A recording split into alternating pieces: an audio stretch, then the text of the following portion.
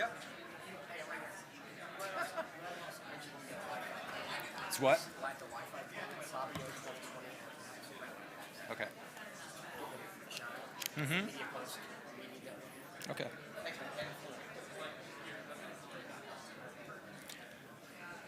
Good morning, everybody. Welcome to day 2 of the QSR Summit. That's fine. Special thanks last night to the company that helped give you all slight hangovers today, Fluent, for their after party last night. Thanks for all of that. Also, a reminder: those of you who might be having a little trouble getting onto Wi-Fi, a reminder that the network is the MediaPost's Insider Summit, and the password is Sabio, all caps, SABIO 2020. Thanks to our sponsor Sabio for that.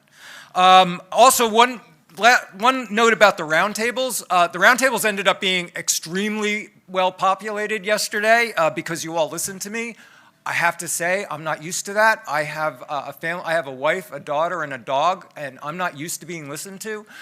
So it was a pleasant surprise to see the roundtables so fully populated, but I know that they get unwieldy when they're that big. So one of the things we're going to try to do today, I'm presuming that the delivery topic is going to be especially hot. So I've asked both of our panelists on that panel later this morning to lead separate roundtables on it. So we'll have 2 roundtables on delivery, and then our other 2 roundtables as well. I think that'll help give us a smaller scale, so maybe the roundtables will give everybody a chance to talk with each other. Also, I want to mention we do a number of these summits and have been doing them for over 15 years on a lot of different topics, many of which I think are germane to a lot of you and other people at your company. So if you're enjoying this format and getting a lot out of it, there may be other people at your brands that would be interested. So for instance, we're doing our next one in 3 weeks in Austin right before South by Southwest. This one is focusing on, and some of our summits do focus on specific channels. This one is on TV and video, especially data-driven TV and video. So we're all about data-infused linear TV, OTT, digital video, and the ways in which people are using all of these cross-screen tactics to tell stories. That'll be a similar format as this, and we're going to have brands like Topgolf, like Purple Mattress, Land O'Lakes, GoDaddy, Avocados from Mexico. My partner in crime, who you may have met already, but you will meet in a short while, who's going to be leading one of the discussions today, Lisa Singer. She's programming that. But those of you among the marketers who are here, if either you're interested or you think that someone at your company, a specialist in this field, is interested in TV and video, talk to Kevin, who helped recruit you as VIP, to get somebody there. Also, we do the Email Insider Summit, especially interesting in this category because so many of you are involved in loyalty programs and have a heavy reliance on CRM, and we're going to be talking about some of that this morning.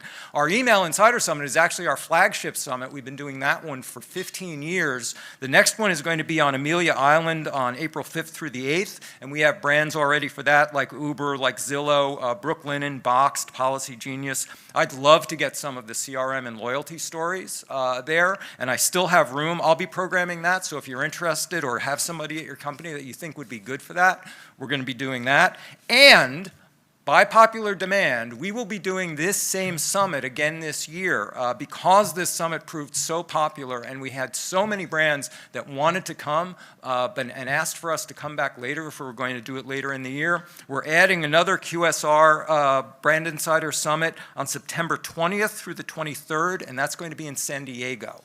So we'll be circling back with all of you about that one at some point, but keep it in mind. So today we're going to be digging a little bit more deeply into relationships and building relationships on a lot of different levels, everything from CRM and loyalty programs to delivery, and also gathering data from those users and better understanding the customer. And what better place to start than talking about getting beyond some of the easy gets for CRM and loyalty, things like incentives and discounts, and really developing deeper relationships, deeper engagements, and who better to speak to those than brands that really have, than somebody who has served at brands that really have established these. Ashley Travis is the Director of Digital Strategy at Yum Brands. Specifically, she's Director of Digital Strategy at KFC. She brings to KFC experience at two of the signature brands when it comes to loyalty, Amazon and Starbucks. She worked for both of them for years, is bringing some of those tools to bear in the QSR segment to get beyond some of the superficial loyalty tags and easy gets for consumers and really use these programs to develop loyalty. Please welcome Ashley Travis.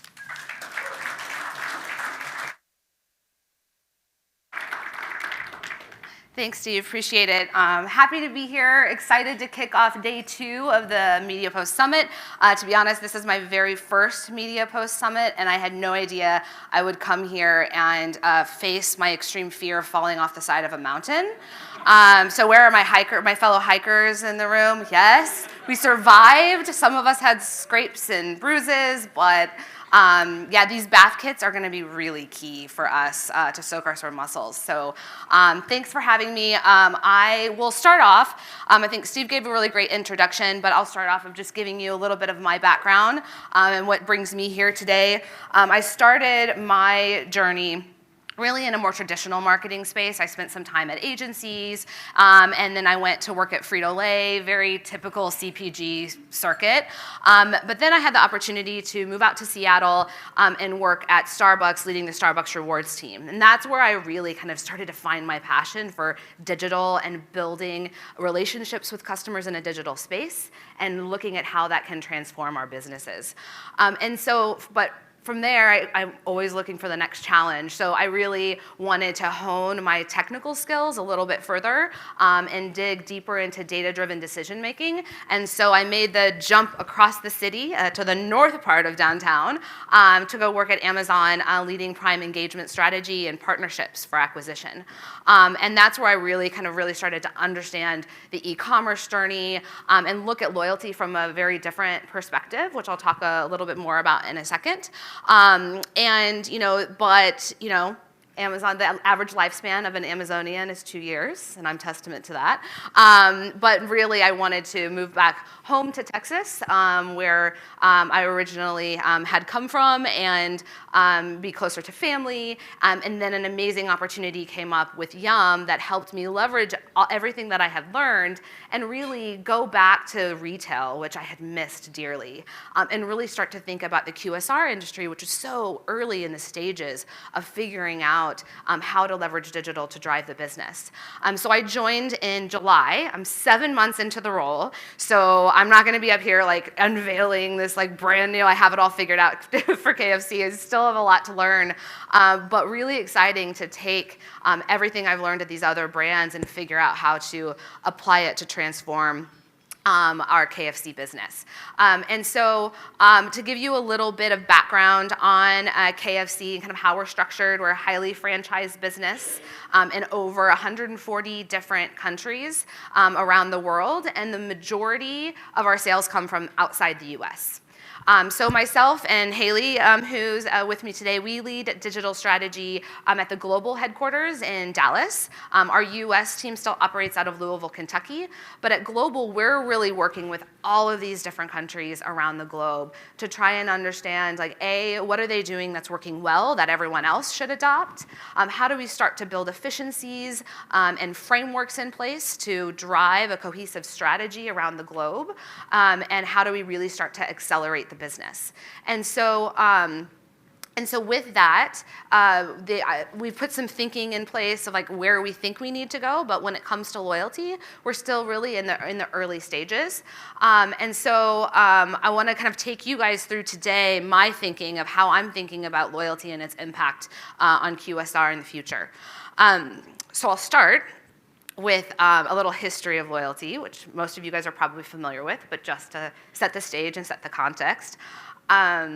Loyalty really started, of course, with just punch cards, right? Coffee shops, punch cards, no data, just rewarding loyal customers to really try and get them to prefer them over someone else. But really the transformation started to happen in the past decade when data started playing a more significant role. This was the rise of punch programs, frequency programs, spin-based programs that really leveraged data to drive customer engagement, starting with hotels and airlines, but then very quickly kind of moving across all different types of businesses. And we'll get to more of that in a second. But really the era that we're in now when it comes to loyalty is this era of subscription-based loyalty, of getting customers to pay to be part of a program in hopes that A, it'll prove out to be a better ROI, and then B, if they're gonna pay for it, then they're less likely to churn out. And so what's happened is there are hundreds of programs now. Every single brand that you come in contact with has a loyalty program. And 10 years ago, your keychain probably looked something like this. I don't know if everyone remembers the little barcodes that you like jangle around and like you have 2 keys, but you have like 50 tags from different brands. The equivalent to that today is our smartphones, right? So all of these different branded apps and trying to understand, oh, do they have a loyalty program? How do I get a discount when I go here?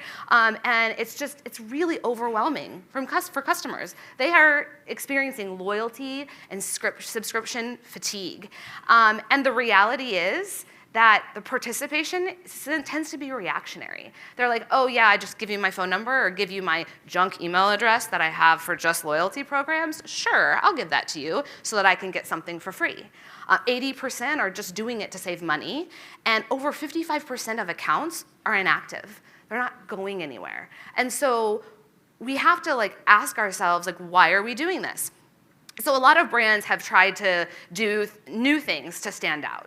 Like knowing those stats, okay, what else can I do to make my program stand out over someone else's? And so I'll give you a few examples. We're gonna pick on our sister brand, Taco Bell here. They'll be the first ones to admit that this didn't go very well. So this was Taco Bell's Explore program that they launched a few years ago, and it didn't require you to purchase in store at all, to transact at all. It was simply, we're gonna mine your social feeds and reward you for living Moss. Now, what does that mean? Yeah, no, the customers didn't know either. It was so confusing, and that customers just didn't engage with it because it was really difficult for them to understand. So they pulled the plug on that. And then you have Chiptopia. So Ryan in the room can probably talk to this a little bit more. But this was in 2016 on the heels of the E. coli scandal. And launching this program, it was, at first glance, extremely successful. 3.6 million signups in 30 days or something?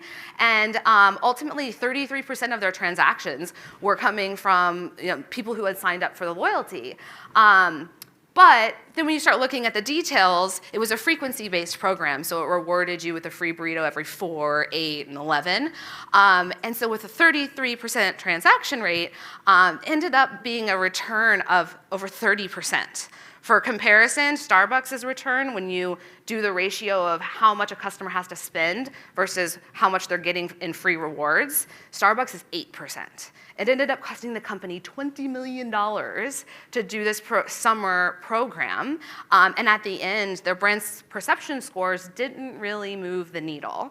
It was canceled in August, and since then they launched a new loyalty program that's proving out to be much more successful. But this is just a great example of people trying to figure out how to drive the business with these programs and finding out that they're super expensive. And then you have Plenty, poor Plenty. It was a really great concept if you think about it from the beginning, right? It's hey, instead of having all these tags on your keychain and being part of 100 different loyalty programs, what if we just combine them into one Uber loyalty program? So you have one membership, but you get benefits at all these places. Again, super confusing for the customers. It didn't know what to do. It didn't work very well, and ultimately it's ceased to exist. So many of these schemes have come and gone, and they've failed for a multitude of many reasons. Either they're too expensive, they're too confusing. So why do we do it? Why do we continue to launch these programs? And it'll be no surprise to you guys that we do it for 3 main reasons. Data, right?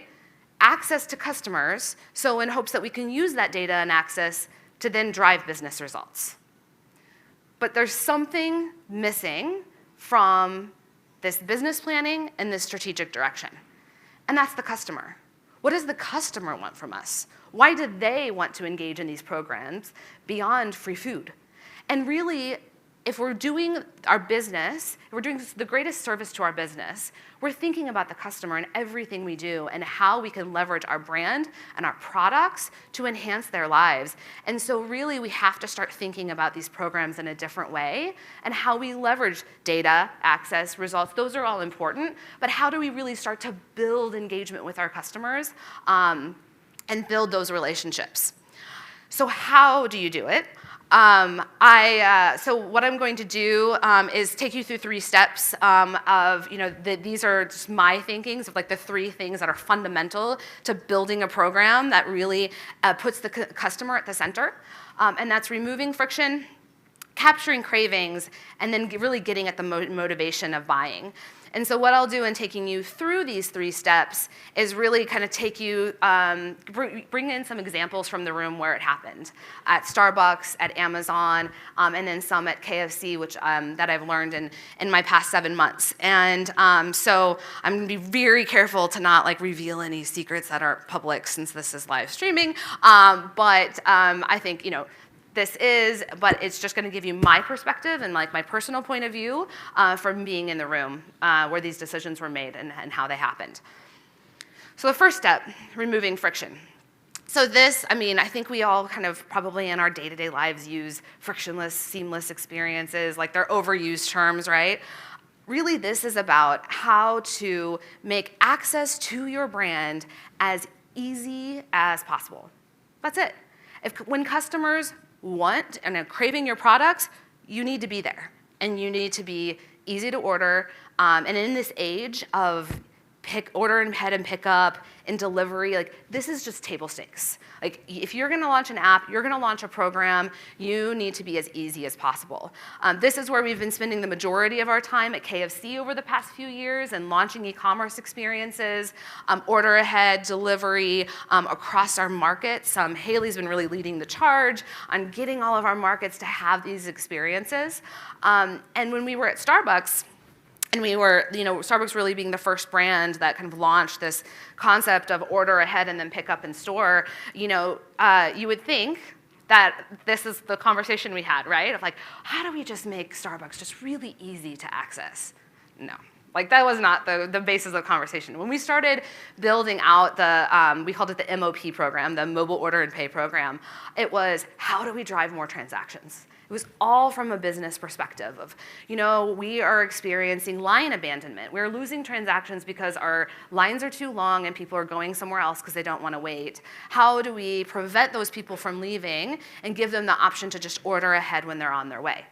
That was the whole premise for launching the program. But after we launched and we started to look at results, some surprising things emerged. Our customer satisfaction scores for people who order ahead versus delivery and pickup skyrocketed.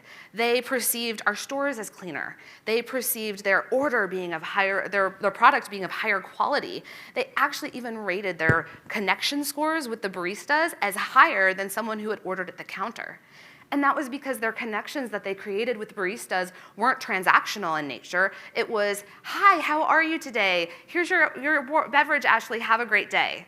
Like that made them feel rewarded as opposed to them trying to, okay, I want, a quad Americano with 2 pumps of caramel. Like it actually, they are able to build those connections. And then we started to hear stories from customers that, this is talking about removing friction from people's lives with this program. Customers who were a part of the deaf community didn't speak English very well, all of a sudden could enjoy Starbucks and feel like everybody else in our stores. When in the past, it was a moment of tension in their lives. And we had, Howard received email after email from customers just thanking us for this program because they could finally, get their order right every single time and not have to bring in pen and paper and have that tension at the front counter of trying to explain what they want. And so really when you think about removing friction, it's more than just having e-commerce available. It's thinking about what are the aspects, what are the friction points throughout that customer journey when it comes to your brand, and how can you build a program that removes as many of them as possible and really elevates the customer experience with your brand. So that's table stakes. Moving on to capturing cravings, this, I think, in our old school way of thinking, this is all about, okay, how do we leverage our data to recommend the right products to the right customer at the right time through the right location? And yes, that's important, but really it's more than that. It's giving customers what they want. And that goes beyond discounts. Of course, if you ask them, they're all gonna say, I want free food. That's why I joined this program. This is like going beyond that and anticipating the customer's needs. So when you go on to Amazon.com, I guarantee you every single one of us log on to Amazon.com and our homepage will look completely different than the person sitting next to you. And that's because of the way in which they're using that data isn't just about recommending products. It's about anticipating your needs and trying to put solutions in front of you so that you have easy access to them when that craving or that moment arises. So this is, my husband and I share an account. So that's his name, Zarek. This is you're gonna get a peek into like our marriage probably right here, because we use Amazon. We have a 2-year-old, we use Amazon a lot. So I'll kind of go through like some of like what's behind this. So I just ordered a new phone case, so it's letting me, hey, see your order, see where it is, when it's gonna arrive, how it's gonna arrive. So super easy. I ordered a new phone case because I have a 2-year-old that always wants to play with my phone. I'm ordering a new phone case like every week. My husband apparently recently viewed wedding rings. So I don't know, I'm gonna come home to a lost wedding. I'm sure he spun it and he lost it again. So somehow now I know my husband's been looking at wedding rings on Amazon, so great. And so it's letting them know, hey, he looked at it today. So if you didn't buy it and you want to get it again, it's easy to access. But then it's also like, hey, you haven't quite made it through the program that you were watching. So if you want easy access back into that program, you can do it from here. So this is Pink Fong, who created Baby Sharks, is sing along. Obviously, I have a 2-year-old, and it's like, hey, I'm gonna just keep that one in my back pocket. I don't need to continue watching it. But it's also, I buy a lot of kids' clothes on Amazon, and it's like, hey, Easter's coming up, like, hey, you need to start thinking about like what you might want to purchase for this. This is a really popular time to buy kids' clothes. So it's like anticipating that the holiday's coming up, they know I have a 2-year-old, and they're kind of giving me, ideas to get started. And it was the whole reason at Prime that we started to think about benefits beyond shipping. It's like, what else do customers want from programs, and how do we start enhancing the value of that program in other ways through discounts at Whole Foods. And then we launched a program. This was a super fun to work on, like meeting Dwayne Johnson, The Rock. It was like fangirling out. But we got to give customers early access to see Jumanji: Welcome to the Jungle in theaters before its national release. So only Prime members could go and see it 2 weeks early, before even the red carpet premiere. So we were just constantly thinking about ways to enhance the program that wasn't charging more money or trying to get more sales out of customers, but that was just really about rounding out that experience to make them really feel connected with the brand. And our Australia team at KFC does this fantastically well. They don't have a typical points loyalty program, but they've won awards for being considered, I think the title of the award was the best loyalty program you never knew you were a part of. So this is one of the biggest features that they lean on in order to drive and enhance that customer experience through kind of capturing cravings. Now, I didn't think this thing was real until he showed me how to get on it today, and it's fucking real. 77% of app users uninstall within the first 3 days. We needed a better way to find and keep KFC app users. So we created the KFC secret menu and told no one about it. KFC staff love hacking the menu to make crazy new products. So we hid them deep in the app, making them hard to find. We left clues scattered throughout KFC's digital channels, in the edit history of Facebook comments, buried in our website terms and conditions,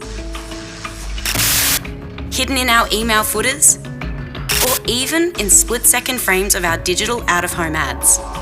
Eventually, someone cracked the code.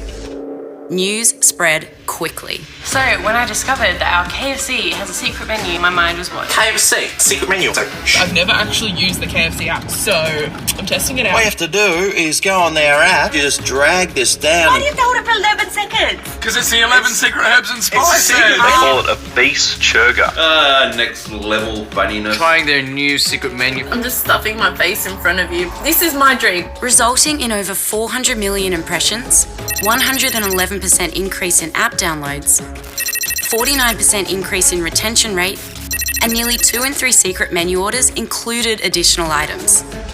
The best part? Every time we update the menu, it happens all over again. Mission accomplished.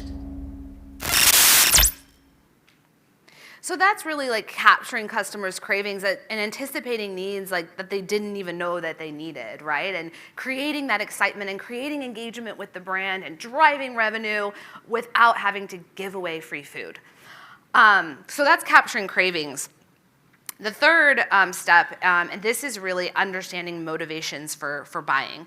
And so this really involves a lot of legwork, to be honest with you. This is about behavioral science. This is about understanding your customers beyond how frequently they're coming or what they're putting in their basket.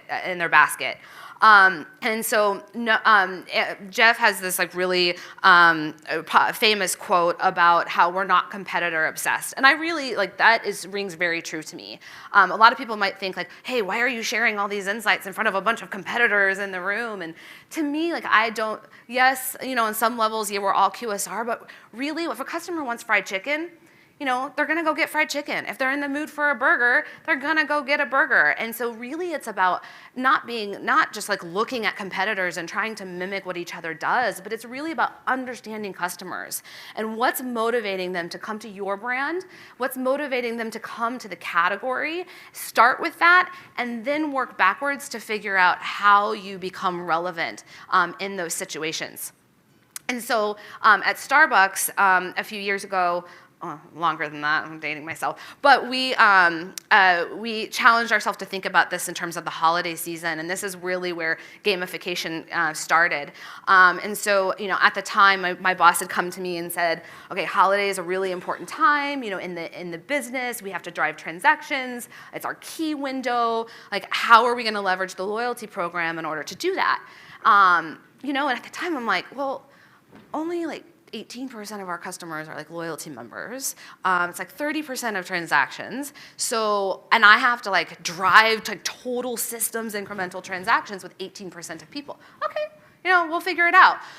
So we did like a bunch, my creative director and I, like we put our heads in and we really started to research like what are customers' motivations for like buying coffee during this time of year and how does it differ from the rest of the year? And really it came down to this, it's the holiday season, they're all like rushing around, there's so much stress of all of the people they need to buy for, they're time starved, they're strapped for cash, and they really want a sense of, what they really need and what they're really looking for is a sense of escape and hope to like actually have something enjoyable and free-spiriting happen.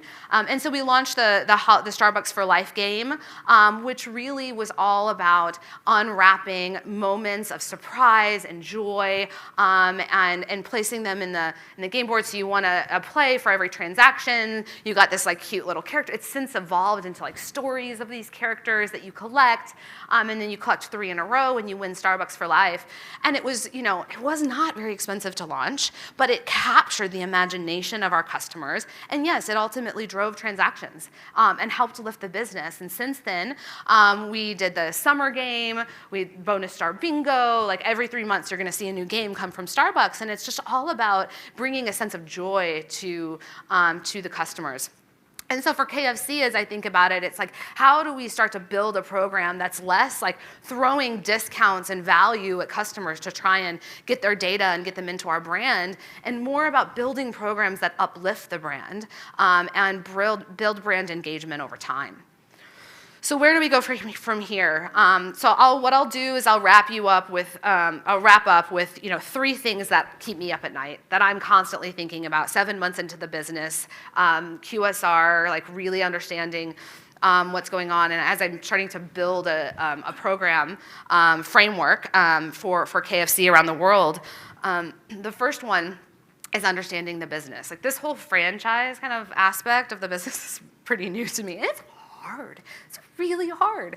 So like at Starbucks, I could actually like get in the ground and build, but having to like influence to build, and sometimes in some of our markets that are franchise controlled, is influencing the influencers to then go influence.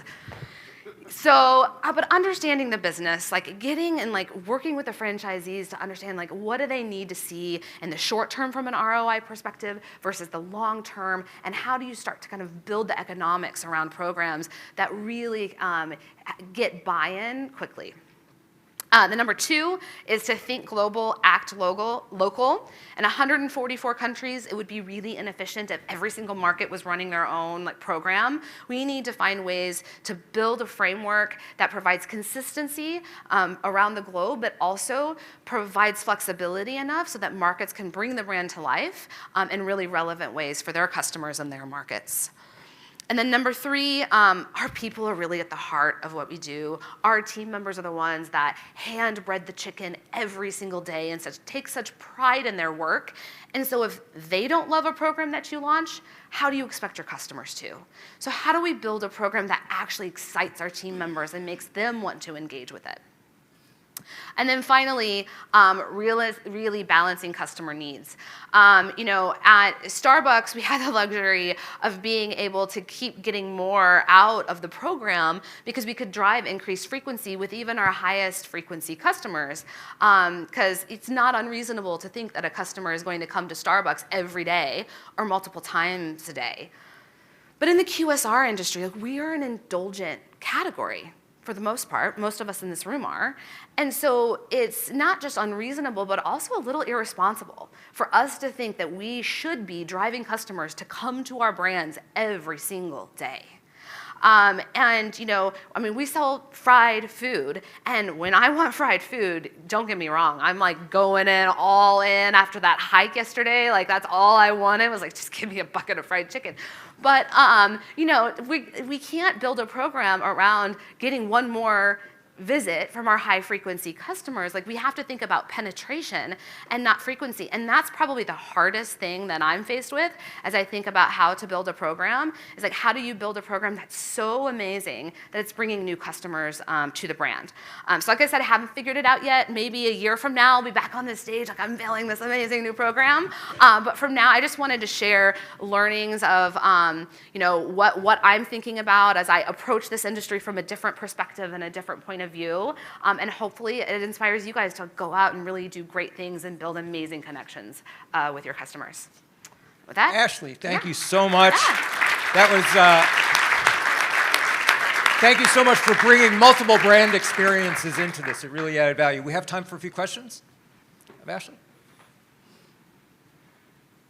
I'm curious, as you come into QSR from these other categories, some of which, like Amazon, used high degrees of personalization. Yeah. What levels of personalization are you finding valuable here? I mean, I think for a lot of the companies here, they're starting to use their apps and use CRM to move into more data-driven, personalized approaches. But in this category, do they really pay off? No, it's a really good question. Honestly, I haven't seen them pay off very well lately in terms of personalization from a product recommendation standpoint.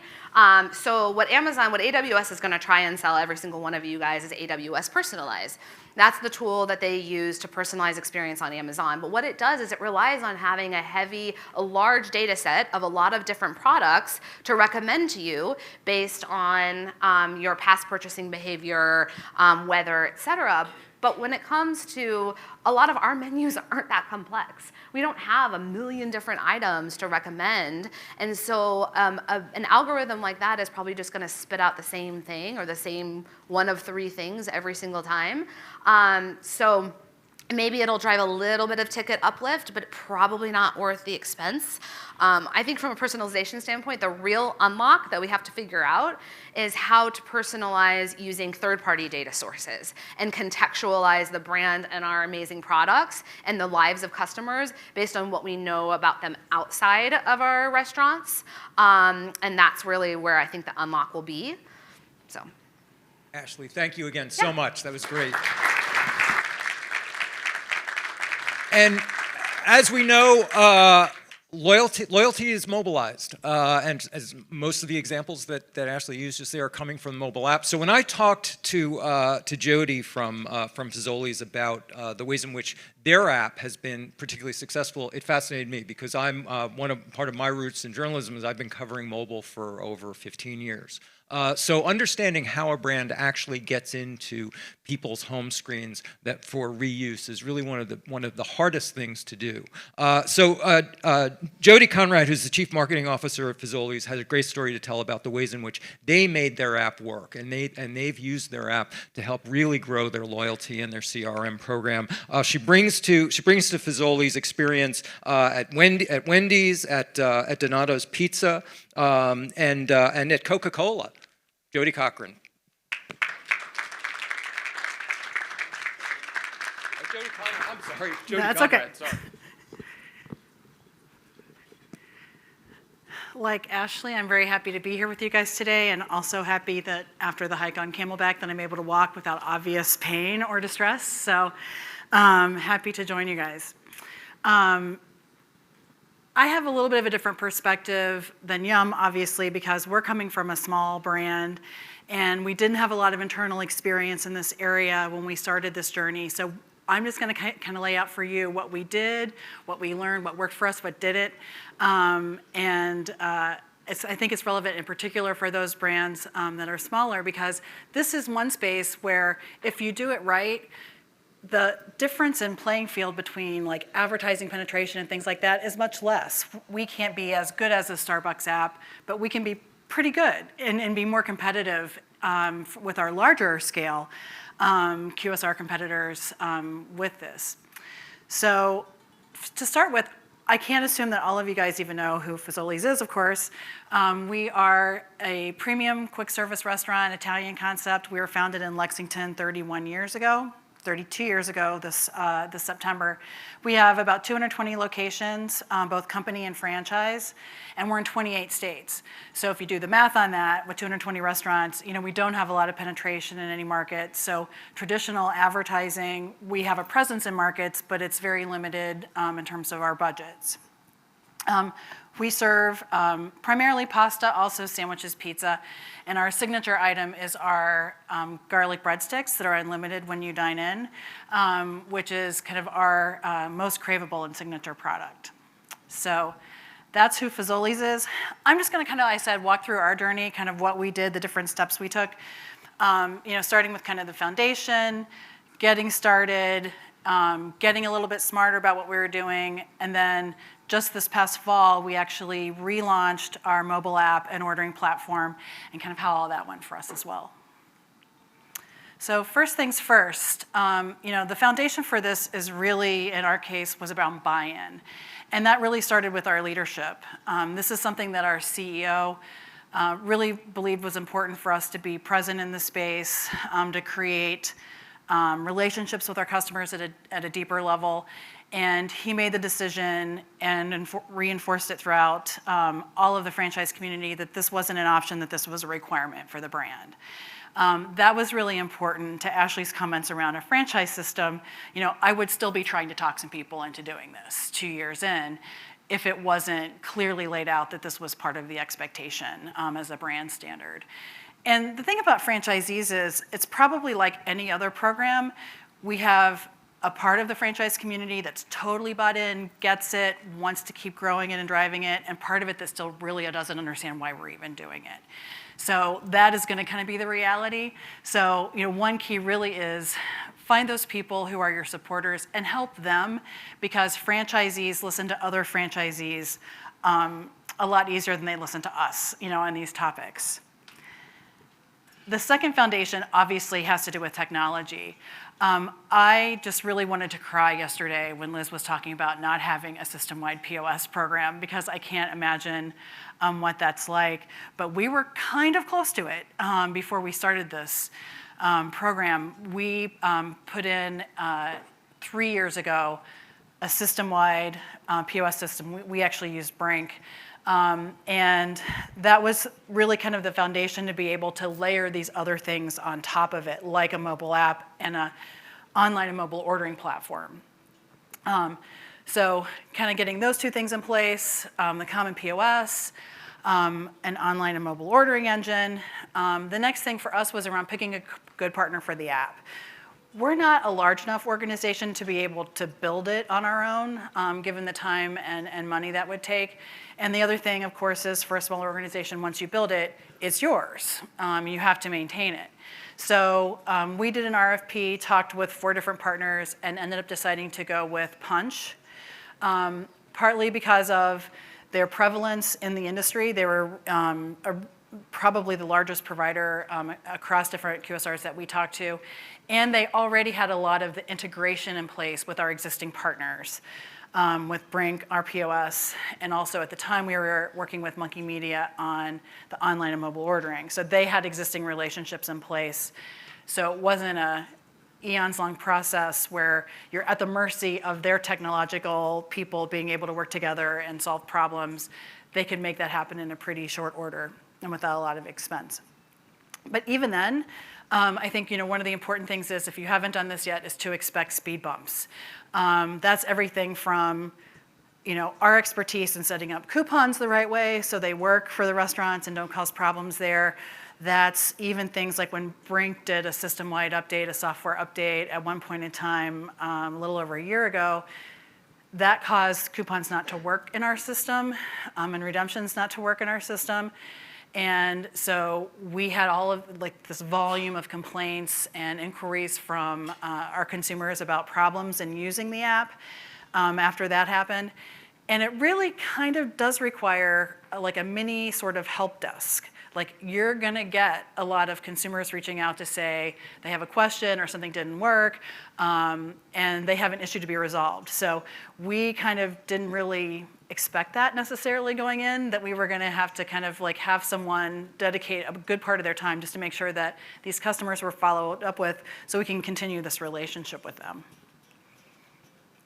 And then, just do it, because we didn't have a lot of internal expertise on this. But using our own, obviously, experiences with consumers, with other brands who have done this well, and using our resources, really decided to get started with a pretty aggressive acquisition offer. Our baked spaghetti is one of our more popular entrees, and so we gave away a free baked spaghetti with drink purchase for app downloads when we launched the app. And that's a primary way that we communicated it, obviously, because we wanted to share that benefit. And then the other part, obviously, of that is around building awareness. So using kind of all of the tools that you have.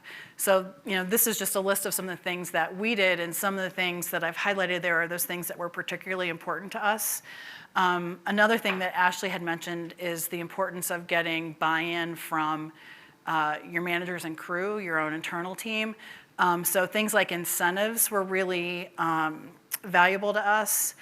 And for example, the difference this can kind of make from early on, our highest performing company restaurant and participation rate was in Nicholasville, Kentucky, which is a little town just south of Lexington. And it's why would Nicholasville be a hotbed of mobile app participation? And it all had to do with the general manager at that restaurant, who knew a lot of her regular guests and who would talk to them when they came in and ask if they had the app and tell them about the benefits they could get from using it because they were regular guests.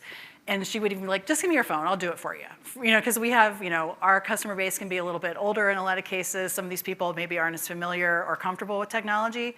So just helping them kind of get past that really made a difference. So things like incentives that can really drive engagement at the restaurant level are important. And on the external communication side, another thing that we did that was a small thing but really kind of helped us in a lot of ways was creating kind of a video, like an instructional video, really brief, animated video just to explain how it worked. That's something that we could share with guests, share in social and things like that kind of answered a lot of the questions that we were getting in our unexpected marketing help desk we had to create for this. And that was something that was an effective tool for us. And we actually did have some good success with Google and Facebook ads. I know Ryan was talking about that, something that didn't work as well for them, but we were able to get downloads around the $2 range. So that's something that was an effective tool for us. especially early on to kind of get some traction and get franchise participation, because we can do that on behalf of the entire system. And then we really just, began to engage those users with offers. So kind of the two primary strategies we started out with were to build awareness and trial of our LTOs. Obviously, that's an easy kind of communication function for this. The other thing was integrating it with our social communications and those other things around national days, like National Meatball Day, buy one, get one spaghetti and meatballs, that kind of thing. And we continue to get really good results on all of those silly kind of national days that happen that people engage with. So those were kind of the two primary things we did. We found some kind of other benefits along the way. Some have to do with just particular business needs. Like if we're rolling over a particularly strong period from the prior year, you can add communications and activity in the app to try to just like give another kind of jump that is easy to do, doesn't cost you any more incrementally like external advertising does. And other things just like product inventory. We do LTO desserts as part of our promotional calendar. And if we were running along on a cheesecake in one DC, for example, we could do $1 off, BOGO cheesecake, something like that for the restaurant service out of that DC to help run through inventory. So we're not just throwing product away at the end, we're giving a guest, an unexpected kind of surprise and delight on those items. So little things like that we didn't really kind of think about in going into this, it added some benefits there as well. Then kind of for us, the next step was, once we'd built a decent kind of database size, was to add some precision to it. So at the end of last year, these aren't Burger King or Yum kind of numbers, but our total CRM program was over 900,000 users with almost 600,000 in our loyalty program. So we had about 2,000 eFamily users per restaurant, about 2,700 loyalty users per restaurant. And the most important thing that we've been also talking to franchisees about, because we still had restaurants that had like sign-up boxes for our eFamily email club in the restaurants where people filled out a form and put it in, and they sent it in, and people entered addresses into eFamily. It's like, this is not where our focus is. Our focus is on growing the loyalty program. We have so many more benefits from that in terms of being able to drive behavior and get data around these customers and what they're doing that we can't get from eFamily. So we've been able to really focus our franchise community on building loyalty and not so much on eFamily, because it hasn't been as effective for us as a way to communicate and engage with our guests and really get the data to understand what's happening from it. So we started just about a year ago, after we'd had a little over a year in the company restaurants doing some segmentation, and we started just with basic recency and frequency. So taking our total database of guests, dividing them into 4 groups based on recency and frequency. And then that was primarily driven by us, meaning the benefit for that was for us. This wasn't really, in full transparency, about giving the customer more or being more personalized. It was about managing discounts. Because as we got into the program with an aggressive offer and a pretty, 50 points is $5, a points for dollars program, it was a pretty generous program. So I wanted to really manage the discounts and give a higher incentive to those consumers who had the potential to become more loyal guests, and give lower discounts both to those lost customers that were kind of our worst customers, and also to those active champions that are our best customers, because they don't need as great a discount to be able to get a visit. So this was really around keeping our financial health and franchise engagement and involvement in the program in mind to segment this way. And then based on the results from that, continue to refine that.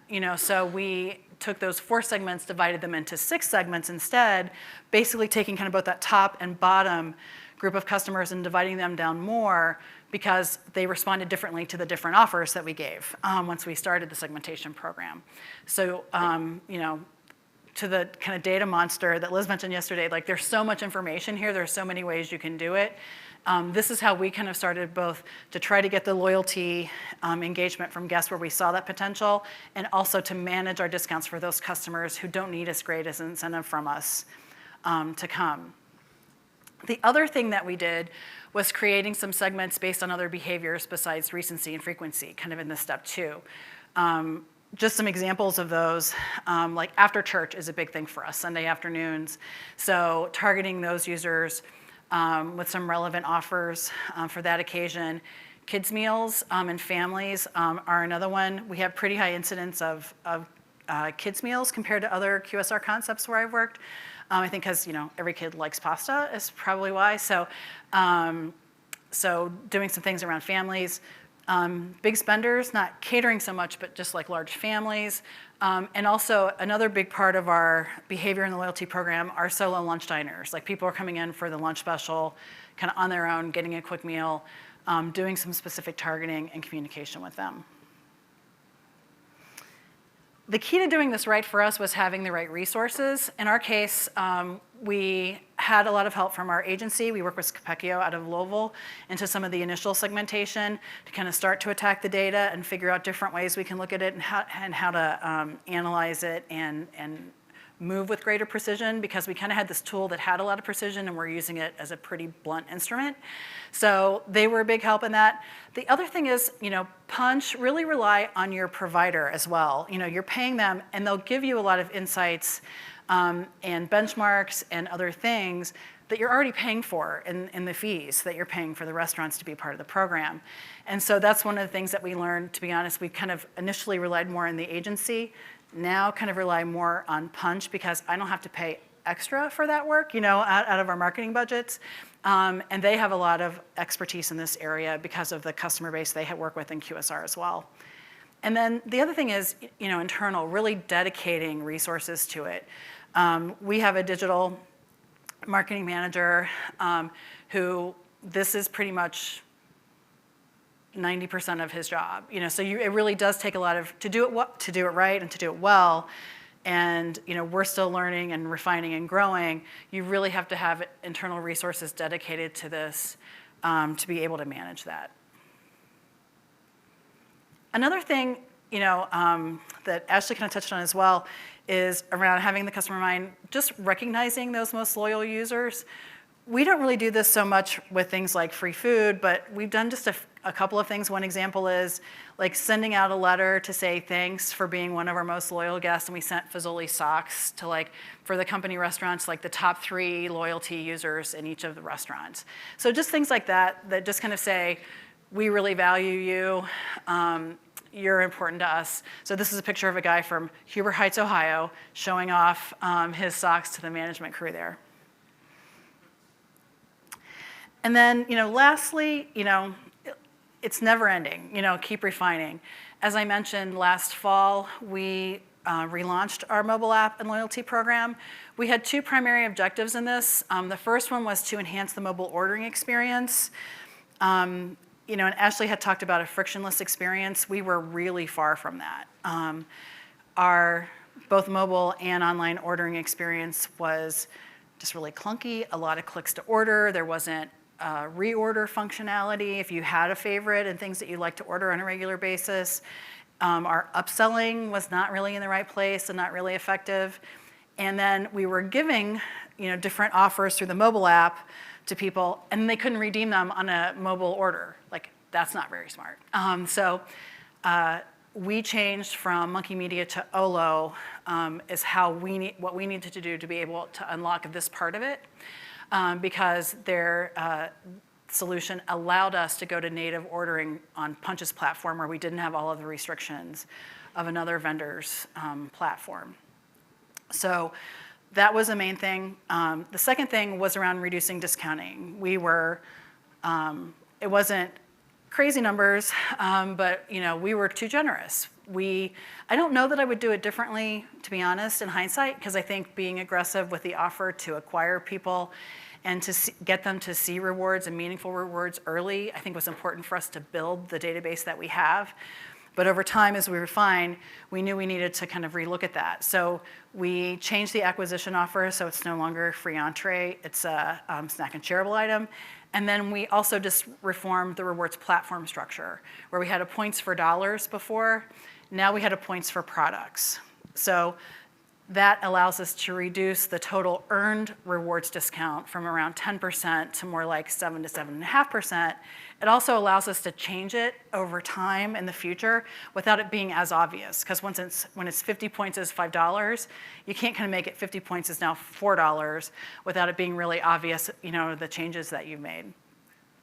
One of the keys to doing that was just really trying to make sure as much as possible that those guests who were using the app knew that these changes were coming. So we did a whole series of communications with them just to let them know, hey, coming out later this month, coming on November 22nd, here's what the new program looks like. Not that there still aren't going to be people that don't like it, because there is a little bit less in it for them, obviously in terms of earned rewards discounts, but also just like, any change is disruptive to some people. So we did get some pushback early on, and what we found is in a pretty short period of time, kind of those calls and those kind of complaints went away, both at the restaurant level and what we kind of got coming into our office. And in our initial results, it's achieving the goals that we set out for it. So now more than 7% of our loyalty visits are coming from online and mobile ordering, where previously that was less than 2%. Because, number one, it was just a bad experience, and number two, because of that, we weren't promoting it very much. And then secondly, our loyalty guest spend is increasing, and our discount rate has seen a decline. Prior to the change, our discount rate on loyalty transactions was way higher than benchmarks. We were looking at something like 18%. After the change, we're at about 11.5%. Pretty much right on with the fast casual benchmark and just a little higher than QSR, which kind of feels right given our space in the industry. And a lot of this was driven primarily by that change and the earned rewards discounts by going to this points for products kind of structure. And the good news is we've seen participation rate grow in January. So we made the change and we've been able to grow. We're actually above the QSR and fast casual benchmark of 10% in the company restaurants where we've had the program in longer and frankly have just embraced it more, as a holistically as a company versus our franchise system. Our franchise system is growing, but there's still some opportunity for us there to get them on board and embracing this more as well. And then lastly, again, refine, repeat, keep it going. So we just work with Punch and ourselves internally every year to kind of set goals on what it is we're trying to achieve. So we're trying to grow average visits for this year. Our primary tactic there is using frequency challenges, which Starbucks is a prime example of someone who does that with great success. Continuing to grow our spend from loyalty guests. Here, one of our primary tactics is really promoting online ordering because what we found is a significantly higher check in our online orders versus in restaurant. And then continuing to grow participation rate. We're at the benchmark, but our goal to be as a system for this year is at 15%. Primarily how we're focusing on that, in addition to continuing to acquire some new users to the program, but it's also to really do a better job onboarding those people. So communication and offers to get them from download to first visit, from first visit to second visit, from second visit to third visit. So trying to kind of compress that time period and get that relationship and those habits set early on so we've earned the space on their phone so they'll keep the app and keep using it and keep giving their visits to Fazoli's. So that's all I've got. Thank you so much. Jody, thank you. We have time for questions, Jody?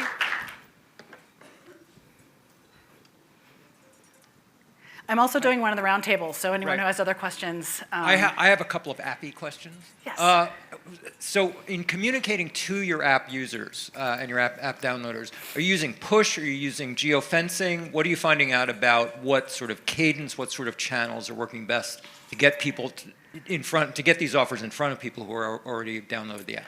Yeah, we use a lot of push notifications.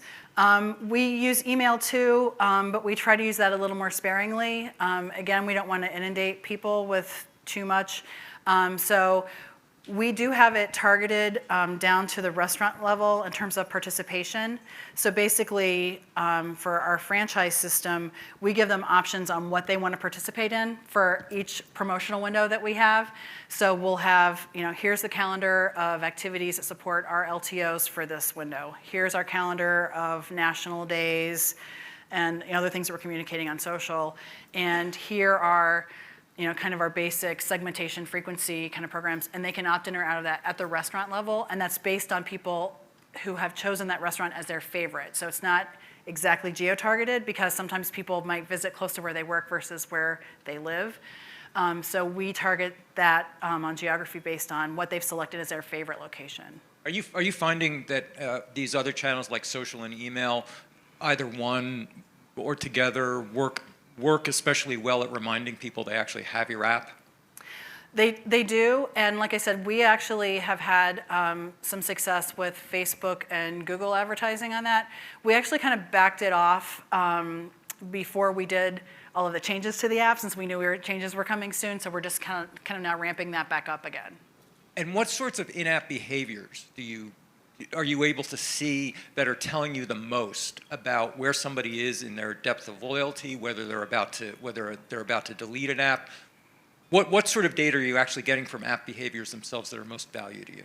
Yeah, I mean, we still look at recency and frequency a lot because that is still an indicator of where people are and when people are sort of, we could be on the verge of losing them, right? So those are still the things that we're using to really try to activate and try to keep the relationship fresh and stay top of mind with that group. And Jody, we'll talk to you more in the roundtable. Jody Conrad, thank you so much. So let me invite Lisa and our panel up. Because we're going to continue this discussion about CRM and loyalty. There is so much data, so much possible data and information coming in to you to better understand how to interact with users. How do you winnow it out, find the data points that are of most value in order really to pump up a loyalty program? To take up and extend this into 4 other QSR brands, we have one of our own, Lisa Singer, who is my partner in crime, who also programs our summits. She's the one who'll be doing the TV and video summit. She comes to us after many years as an entertainment journalist, but also advising brands on their social and brand building, strategies within social channels. So please welcome Lisa and our panel. I'm getting organized here. Are we in order? We are now. All right, great. Yes. When the music starts, everyone just start running. Well, again, Steve, as Steve was saying, we do have a lot of data. And even when we heard Ashley this morning talking about how important it is to really understand the customer and the motivation. And we need to utilize all of this data in the best way and leverage it in terms of connecting with our customers and giving them a better experience. And we are going to talk with this panel on how we're able to do that, or we're trying to do that, and we'll go from there. So first I want to let all of my panelists introduce themselves and tell us a little bit about yourself. I'm Daisy Alvarez. I'm with Farmer Boys Restaurants. We are a chain of 95 locations in California and Nevada, and this year we're going to be expanding to Arizona, so we're excited about the growth we've been seeing as a brand lately. I'm Brandy Butler. I'm with Jason's Deli. We've got about 286 locations across 28 states. We were founded in Texas in 1976, and we are still owned by the same family that founded us 44 years ago. I'm Shannon Murphy. I oversee CRM at Jack in the Box. We have a little over 2,200 restaurants. We are founded out of San Diego, California. And I'm Tiffany Myers. I'm from Mooyah Burgers, Fries, and Shakes. I head up the creative as well as the brand, and we're based out of Plano, Texas. Okay, great. Well, just having talked with all of you guys earlier on, you're all doing different things. You have different ideas about loyalty programs. But right now, there is so much noise. There's so much competition. How are you stepping it up a bit? What is important to you right now, and what's working, what you've been doing, and maybe what kind of changes are you looking at? For Farmer Boys, something that's been working really well for us is using the data in a smart way to make better decisions within our loyalty program, but also to enhance the effectiveness of our campaign outside of loyalty. So we're using the data within our loyalty program in order to create more segments in order to target people in a more personalized way. If we have a new launch of fries, we are able to send a message to our users letting them know, but we can also identify people who tried our fries but haven't repeated ordering, so that tells us they rejected the fries initially, they didn't like it. So the message to them is different from other people who are already fans of our French fries. So it's just the personalization. For all of you in terms of, because really connecting with the customer, and especially when you're talking about using apps and using, more digital, they're looking for that personalization more so than, how the, restaurant looks or something like that. So how are you able to sort of, going on what Daisy said, add that to your, your way in terms of trying to get that loyal customer?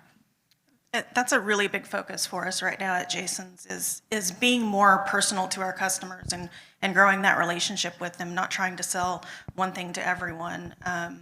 And so we're doing something very similar through our email program with dynamic content. We've just started using dynamic content really to its fullest potential, I think.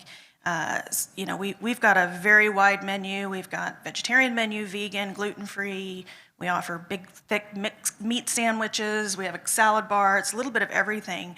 And so what we're really trying to do is determine how that customer uses us. And if you're a salad eater and you always order salads from us, in the past, all of your emails may have had a big old Reuben on it, which is not appealing to someone who only wants a salad. So we're trying to use a lot of that purchase behavior to tailor some of our creative, to tailor our messaging, tailor our new product offerings and things like that.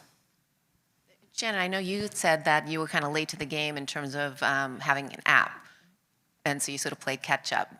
How did you do that, and how has that changed how you're attracting customers since then, or gaining customers? Sure, yeah. So our mobile app just launched about a year and a half ago, years and years after our competitors. So it's the first time that we're able to actually put together transactional behavior down to the user level. Most of our transactions are still in cash, so even the hash data that we had before was very limited on what we could attribute back to a user. So we've done a lot of testing around offers, message cadence, time of day, things of that nature, to see what's resonating. For us, percentage off offers, even though I have a retail background, so this is my first QSR position, and there's not a big difference between retail and QSR. And our percentage off offers not only have the highest transaction and redemption rates, but are lending a $3 to $4 higher average check than what we're seeing with other offers. So really being able to test has been one of the big focuses for the past year and a half, and then for the rest of this fiscal year. For everyone else, in terms of how has a mobile app contributed to, first of all, getting that more data to help personalize things, but also just in terms of, is there a difficulty in keeping that seamless experience, keeping it a good experience for your customers? Yeah, I'd like to add, for Muya, we use receipt tags. We have our loyalty through Punch, similar to some of the ladies and other companies here. And we use receipt tags to tie the actual purchase behavior and the menu items that they might order, similar to Brandy. And when we rolled out our vegan burger, we receipt tagged our people that already order our veggie burger. So they're an easy transition to that burger. And we tied that to the message and asked them to come in and try it for free when we were testing it, asked for their feedback. So I think it's really valuable to get that granular in your data. For us as a smaller brand, we were really excited when we launched our app because it felt like we were able to compete at a level of larger brands and provide similar level of messaging and campaigns, where in the past we didn't feel that we were participating at the same level playing field. For us, it was great, and then the data that we receive allows us to continue to be effective and really targeted. So again, it makes us feel like we're engaging meaningfully with our customers. Well, now, are you feeling like, so I guess in terms of the data you're getting, in whether it be through online or with your mobile apps, how does that compare to maybe what used to be, in just terms of just, POS and dealing in that direct customer relationship? And how are you then leveraging that to even take it further, to sort of create that more loyalty? Because a lot of you, I know, we're not big on the whole loyalty programs per se, or having that, kind of coupon thing. So what is that contributing to, as you're moving forward? How is all of this data now, how are you accessing it better, and how are you utilizing it? We've got a really interesting loyalty program at Jason's Deli. You're only really rewarded if you order online or through the app. You get 4% back toward future orders. If you come into the deli, we don't really have a loyalty program. We aren't capturing that data, so we're still kind of straddling both sides of that line. We've got this really great purchase consumer behavior data on the online ordering side, the app side, but if you're a dine-in customer, you're a bit of a ghost to us. And so I'm trying to do some things on my side, showing how we can use that data in that audience to make a case for why we should be doing it in-house. So we're a little bit of a weird straddle right now, but I think that data is what's really we're gonna be able to push those markets a lot easier than we can that dine-in customer, which is our most profitable customer. As far as on our end, we have a good mixture of in-store and online. And with our punch provider as well, we try to drill down on the guests that order in-store only, online only, and then the mixture. And our online only guests have the highest check average, but the lowest frequency. So we try to drive those in even more, but not with a heavy discount. So we'll offer bonus points or something that's easier for the discount percentages, but we can drive incremental visits online and driving that check average. I think we're still in the testing phase. We're still working on we're 95% franchise based, and we're still working with the field to adopt and accept this isn't going anywhere. You can't really opt out. It's here for a good reason. And I think slowly over time, they're becoming more adaptive to it and accepting it. And if they have to close early for a night and they call off they call in to turn off the app so we don't take orders, they're calling back the next morning to put it back on because they're realizing that we're bringing incremental sales. But it has unleashed a better way for us to target more one-to-one. Due to some POS limitations, we don't have a lot of visibility into the offline coupons that we give. Yes, transactions, redemption counts, and the margins and all that, but not down to the user level. So I think at this time, I'm still figuring out what's working, what's not, and then I'm a team of one, so there's only so much I can do in my day, and it's not that we don't necessarily know how to use the data, but figuring out what's the right timing, what's working, what's resonating, and how can we be targeted and work with my vendors to have my vendors work with me to help get there. We're trying to marry all of our data sources. An example, once we were able to grow our loyalty base, where we felt it was a good number and we had a good base of people to market to, we then also reached to those to our user base, and we tap into them for outside research as well. So we know these are our most engaged fans. So let's talk to them outside of loyalty as well, and let's get them involved into our R&D decisions and to understanding their needs and what they're looking for us as a brand. So in the past, we've done segmentation studies and outside research where we have to pay for individual responses. And this past round, it was much more cost effective for us because we were able to give the research company, they were able to tap into all of our users who wanted to provide that feedback for us for little to no cost. And how important is it, as you said, you're getting that information, and it's no longer that you have to rely on another organization, another company to do that. How important is that to all of you? We have something very similar. We call it JD Nation. We take our top tier customers, our tier ones, as we call them, and extend an offer to them to join this community. And they're rewarded for their insights. We We do mobile messaging. We do emails to them to let them know. It's kind of this travel-themed site. So you have a passport, you collect stamps. When you get a certain number of stamps, we reload a gift card for you, and you use that gift card to come in and try certain things that we reward at different point levels. So if we're testing a new item at a deli near you, a test deli near someone, we'll encourage them to go in, try it, leave a survey, give us some feedback. And for that, we give them a certain amount of points that they can then redeem kind of over and over again. And really all it costs us is food. It's a dollar amount, but really we're just redeeming the food. So it's a really low cost to us, and we get some really good insights from those people. And they're people who are loyal to us, and we find those are the people that, unlike on social and many other channels, they're not just there to complain, they're there to really try and help you get better. So we get a lot out of that. Well, you mentioned social. How important is that? And also just dealing with now, people expect to be dealt with immediately, real time. And is that a part of what you're doing as well? And how is that influencing your customers and helping to create a better brand loyalty? Yeah, I mean, socials just, that's your baseline, really.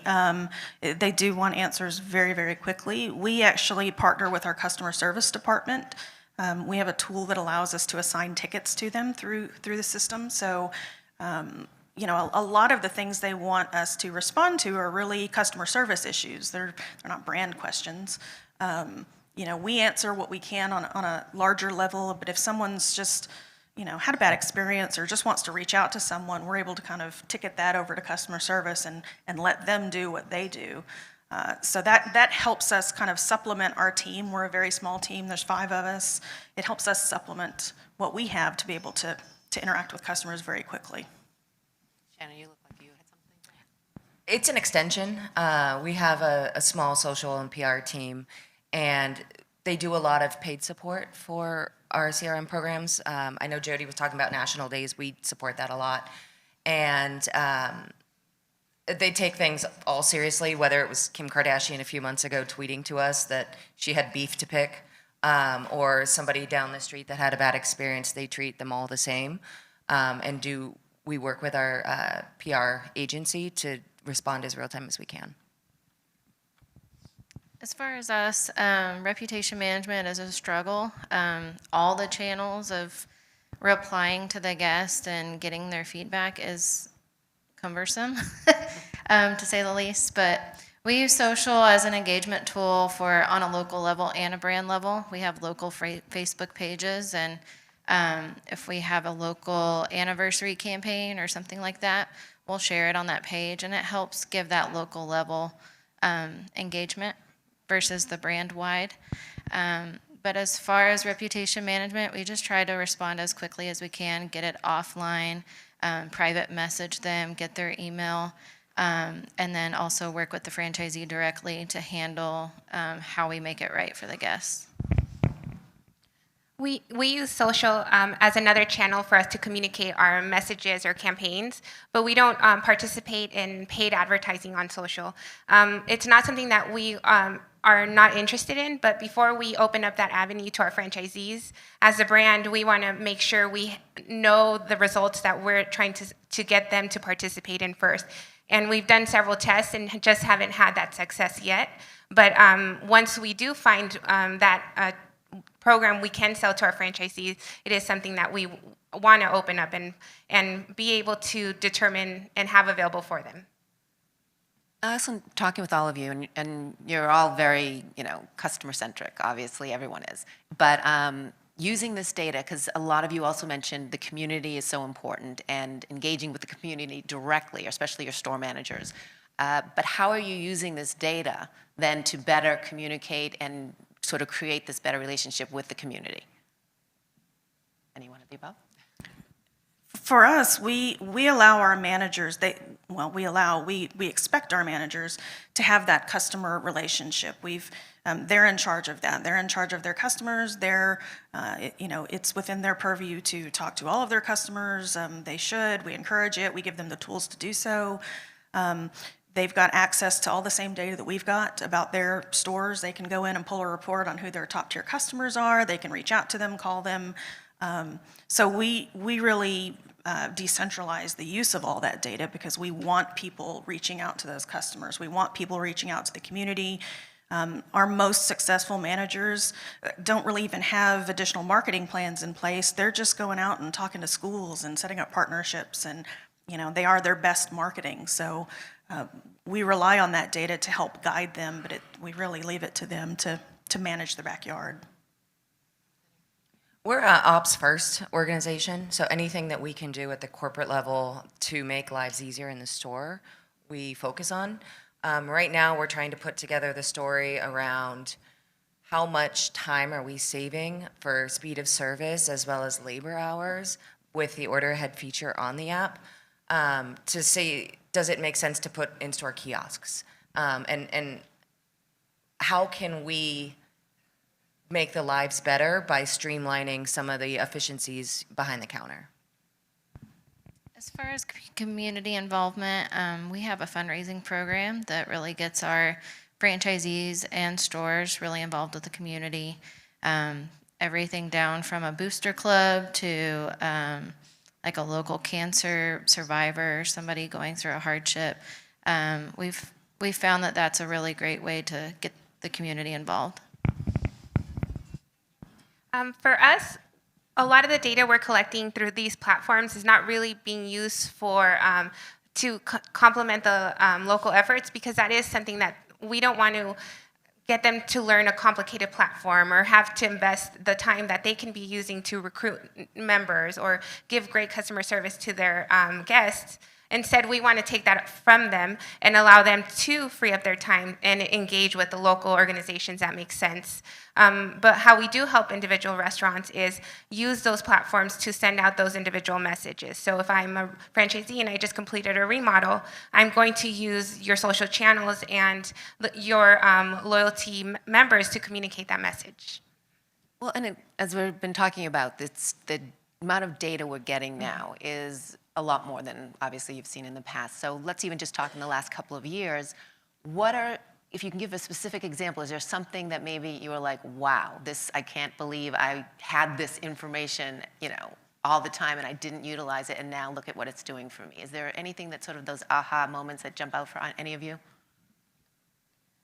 For me, it's just the visibility in the data we get from our loyalty program.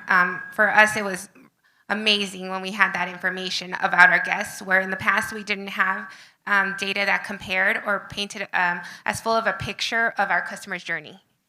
What did you see incrementally in terms of even just lift, and what type of response did you get? We're able to use that information to help target campaigns to help meet our business objectives. So we want to increase the frequency of our customers, and so we see where they are in the different tiers of frequency. We're able to see the spend, and so we can target them in meaningful ways to them. So I can get you to spend more. You like salads, I'll give you an incentive for salads, versus just telling you, hey, come in and spend more.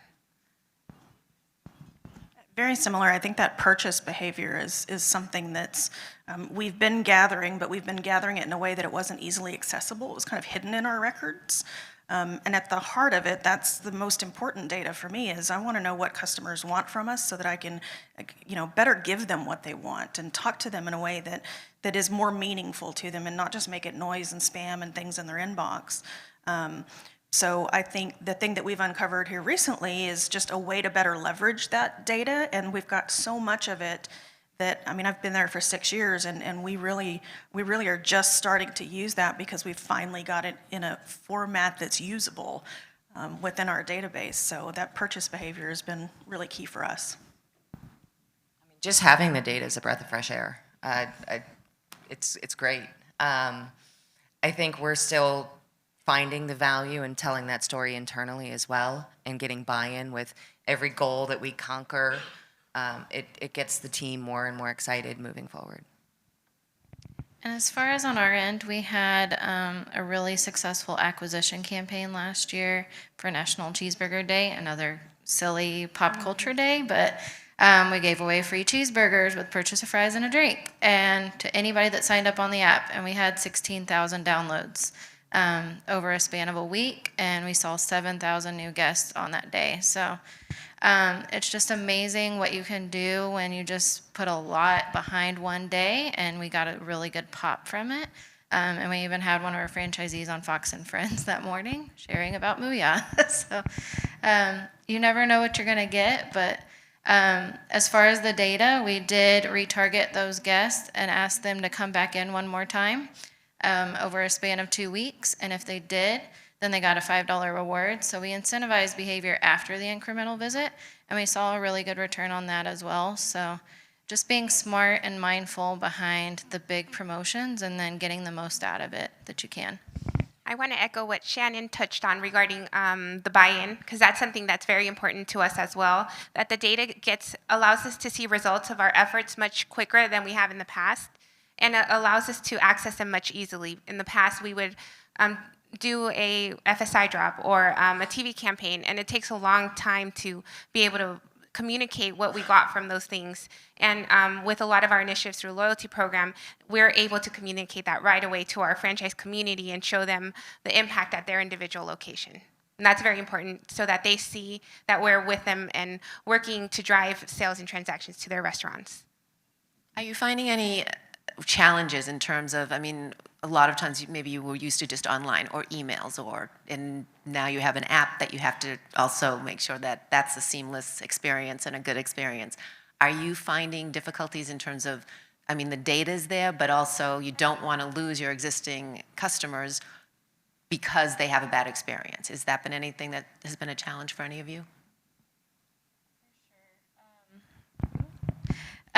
So for delivery, that's a whole nother beast. As far as we have dispatch delivery and we have marketplace delivery, and it's a whole nother place of trying to resolve any customer issues. And when they're not in the restaurant, they never even came to the restaurant to get the food. A driver brought it.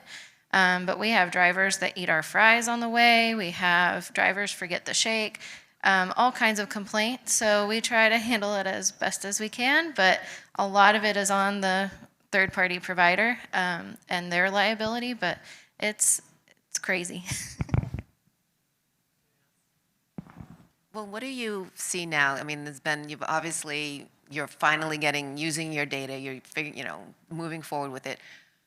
What are you looking forward to for this year? What do you really want to implement? What have you learned this past year or 2 years that you want to move forward with?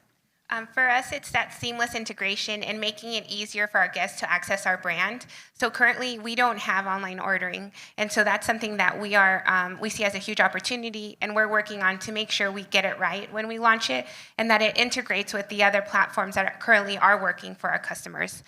So we're excited about what results we're going to see from that, and then we're also currently working on the restructure of our app, and we think that's going to also enhance our guest experience. I'm really excited, maybe for purely selfish reasons, about automation and some things that we can do using the data to power some of our sends rather than, having to stop and look at the data every time and decide, okay, now what do we do with that? And then we have to do it. And there's, it's a lot of hands-on process. And I think some of that marketing automation that we're just rolling out is going to help us react in a more timely way. The data has allowed us to see what those patterns are, and so we can understand at what points do we want to talk to a customer, and we're able to kind of pre-build those things and let the data trigger the messaging in the way that the customer is using it. So we've been learning from the data, and now hopefully we're going to let the data work for us a little bit better. I think there's a lot of opportunity, which is exciting. For us, we are exploring online ordering to see if it makes sense down the road. We have 2 successful programs on the same device. We have a mobile app that's doing very, very well and a growing text program. And knowing that we have 2 very different programs on one device, the question becomes internally that we're trying to answer is how can we streamline it? Would online ordering allow us to open up and supplement push notifications with text?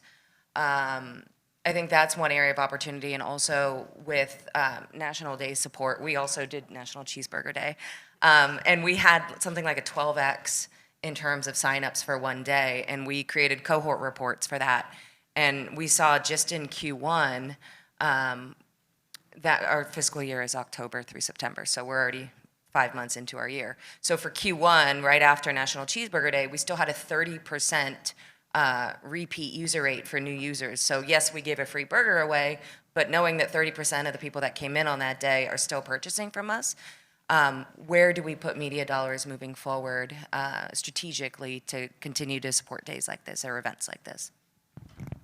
And as far as this year upcoming, we're looking forward to growing our dispatch delivery. This is a great new platform that gets us lower commission fees and integrates delivery through our app. So we're really excited to gain those new users into our app, get them used to our ebb and flow of our loyalty. We're also growing our catering program this year. We have about 40 locations on Easy Cater, and we're hoping to grow that this year. And I'm also looking forward to National Cheeseburger Day. It's going to be... Today's National Wine Day, so think of that tonight. So I'm expecting 2020 to be a great year for us. What do you guys think of, I just have to ask this, with Domino's Pie Pass, I don't know if you guys, now that you don't even actually have to talk to anyone when you go in, you order, you pay, your name gets, you see it put up on some sort of digital board and you just grab your pizza. Is that going a little too far with the customer service, or? I think that if there's customers that appeals to, that it's great that they're offering a solution for them. I hope that, to me, it wouldn't make sense to transition to that entirely, because I feel there are some people who wouldn't want to engage with the brand that way. Yeah, I agree. I think for the people that want that, it's super important. We offer an express pickup feature. If you order on the app, you pay on the app, there's a shelf set aside at the front of the deli. You can just walk in and grab your bag and leaves. And it's growing every day. More and more people seem to want that. So I think if you use that as kind of a supplement to, give people, those that want to walk up and order at a register and talk to somebody and ask questions, if you want people, I'm that person. I would like to walk into something and grab it and go and just be on my way because I'm just busy. So I think it's a nice supplement to offer. Yeah, I think the convenience factor is big on that. We are adapting a grab-and-go shelving unit at all of our locations for those that want it. So it just adds that extra level of, I can get this, get out, get back to work, whatever, quickly and efficiently. Very cool. We have time for some questions.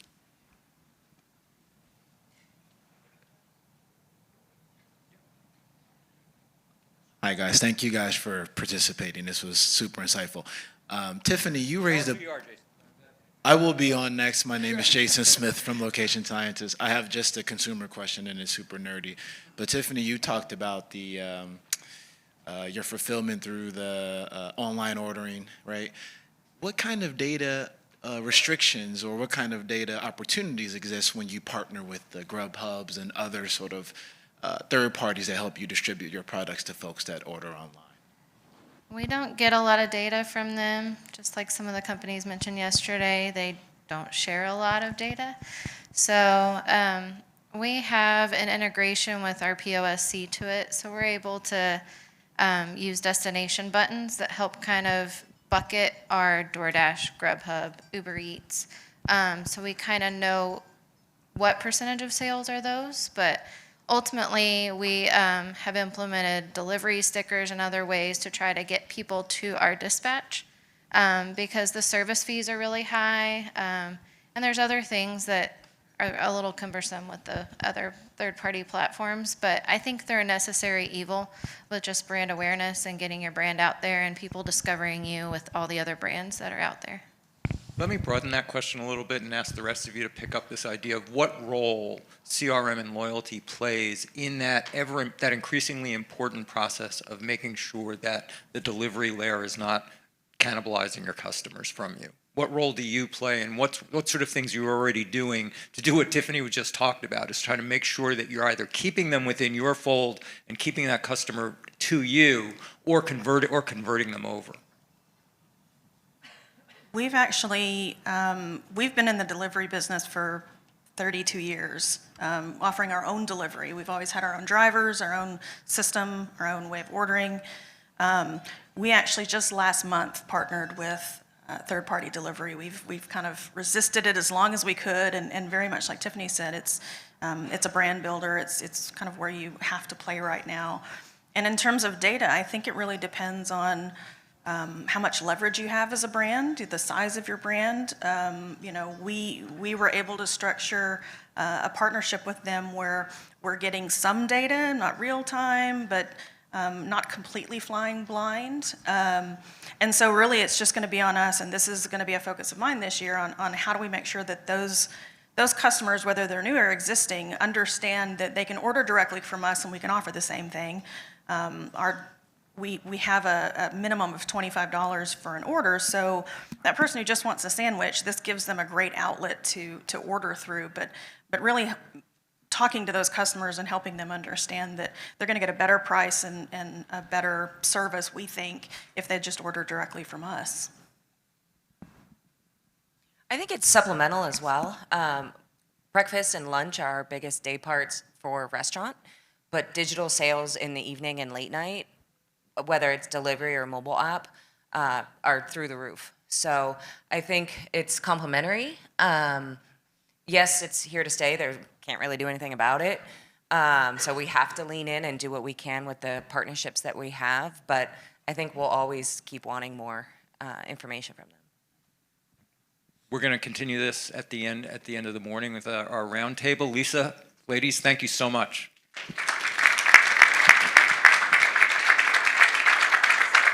And you've already met Jason briefly, but you're going to see Jason Smith, who's the Chief Business Officer of US for Location Sciences. He is our sponsor for our upcoming coffee break. He has a 10-minute message for us about the state of privacy and location marketing. Jason, welcome back.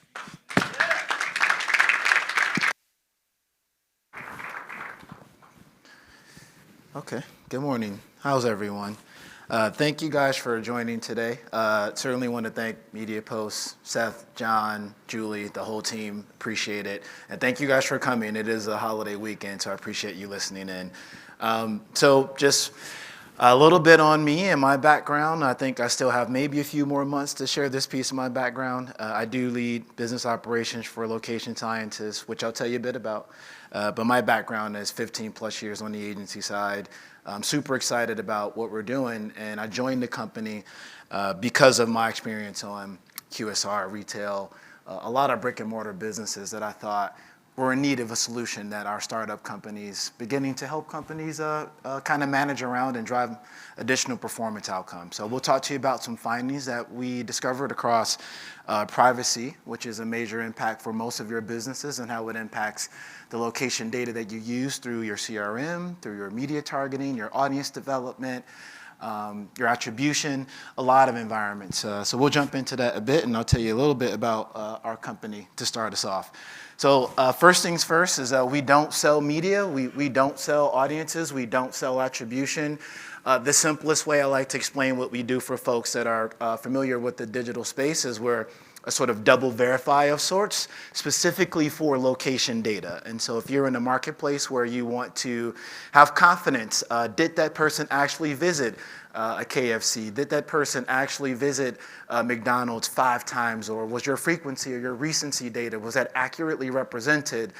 We help you diagnose that with the partners that you work with. And we've seen some noticeable results in helping customers take a very close look at it. And so the reason that we do exist is there's a massive market of location-based marketing. Many of you in this room, I imagine, play in that space.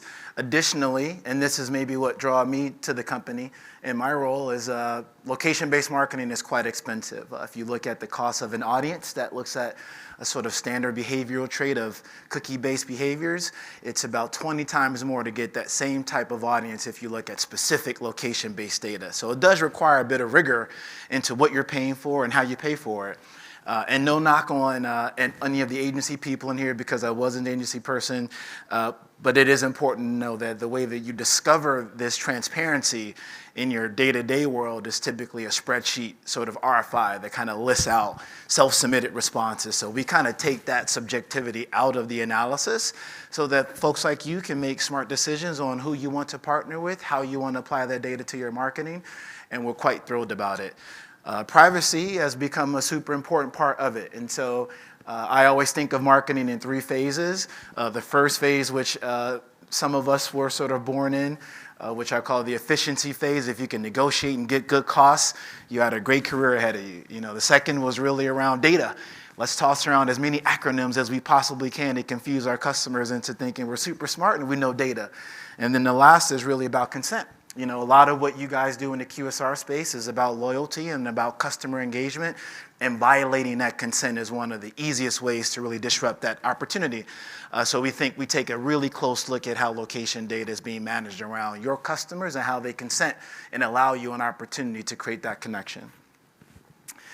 So the results are pretty solid, right? And so, I'm a very big fan, and I like to rely on the fact that my history is as a marketer. I'm much less interested in observational metrics. I think most people in this room have so many data points to manage on a day-to-day basis to begin with, and I'm much more interested in how data that we provide you can actually impact performance. So what we've seen so far, starting from the left of this piece, is we observed about 500,000 impressions through one of our reports earlier, and thanks to John and MediaPost for allowing us to come back half a year ago to talk about that report. And what we discovered is that this is maybe where we sound like the bad cop, but for most marketers that believe they're buying in-app GPS-targeted inventory, we found on average 65% of what you buy is actually low quality. So it's typically IP beta stuff, typically not in the browser, and in some cases actually fraudulent. So when you remove that, we run a number of diagnostics where we're able to look at improvement in efficiency, improvement in footfall, and on average we see about a 40% lift in driving that. So you don't have to believe me.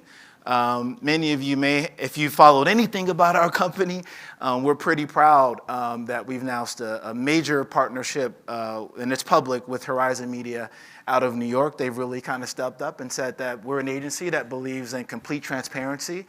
We believe in complete honesty with our customers, and we're a performance-driven company. They work with a lot of QSRs and retails and companies that really rely on location data, and so they've partnered with us to essentially pre-vet all the audiences, all the attribution companies, and all the media that gets delivered around location marketing because they're aware of this challenge. And the case study that we're pretty proud to talk about that'll kind of bleed into our privacy discussion is we monitored a QSR that Horizon manages. There's likely those people may be here or may not, but what we actually saw was we observed in an environment in which this customer, for the last several years, using existing technologies, believe that they were 100% or at least highly accurate with their media. And proven points supported by Horizon is that we actually saw about 18% of the media that was delivered, guys, was delivered over 125 miles away from where the actual store was. We can talk a bit about how that happens when we're out of this room. I'd be happy to get into the weeds of it. And 7% of it was actually suspicious behavior. So these are things that we help marketers really get a hold of and help drive your marketing. And the result of this, if you take advantage of this kind of data, because there's a cost for it. Yeah, you don't want to spend another tech tax to just be able to observe this, but if you take advantage of this, what we were able to deliver to that relationship and to more of their customers is 25% actual savings that goes back into your hardworking media. It goes back into your CRM development. It goes back into your sort of data relationships and partnerships that you can leverage for your business. So, we offer 4 key opportunities for marketers. We validate the accuracy of media delivery. We also look at the accuracy of location-based audiences, so audiences that are built off of GPS or IP-based data that is derived from your phone. And we're able to validate the data that actually informs things like frequency shoppers that are visiting your stores or competitive shoppers that may have visited, who's not here today? One of your competitors, right? We help you look at that. And then we also validate attribution, which will be really key for our privacy report, so I'll hold tight on that.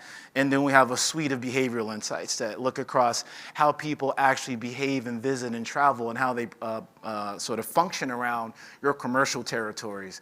So it's a relatively solid offering that we think has been super helpful for the market. We're about 2 years old.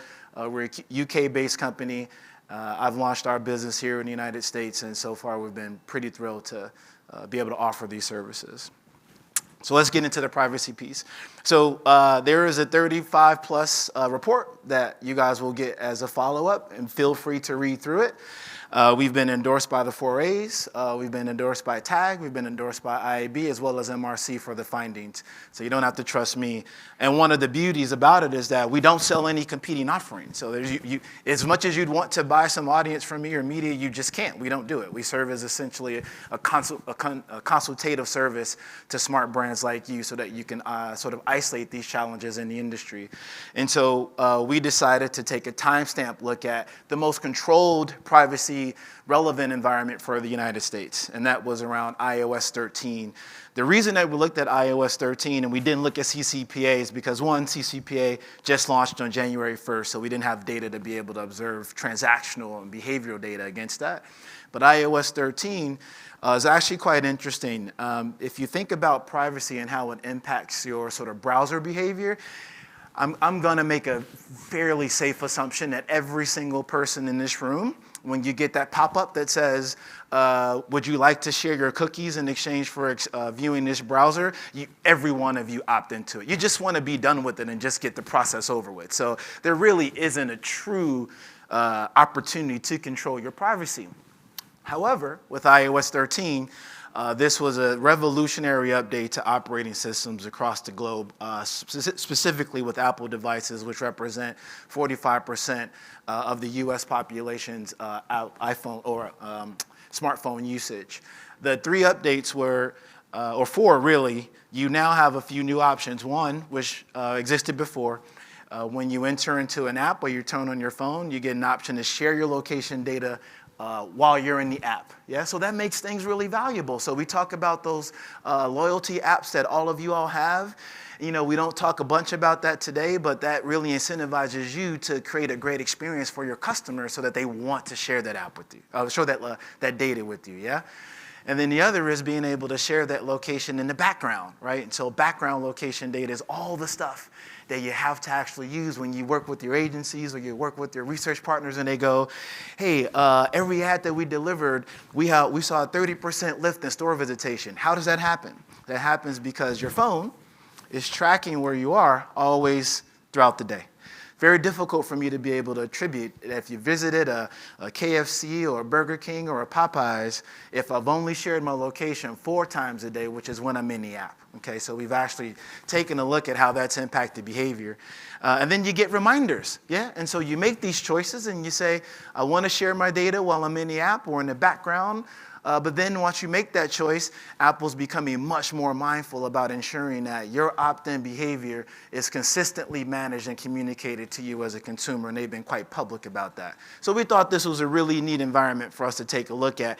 How would privacy, if presented in a transparent and controllable way, impact the data that you all rely on for your marketing? And so a couple of key takeaways that we really walked away with. I think the first was that background location data, like I mentioned, was tremendously impacted, and we'll show you some state of data on that.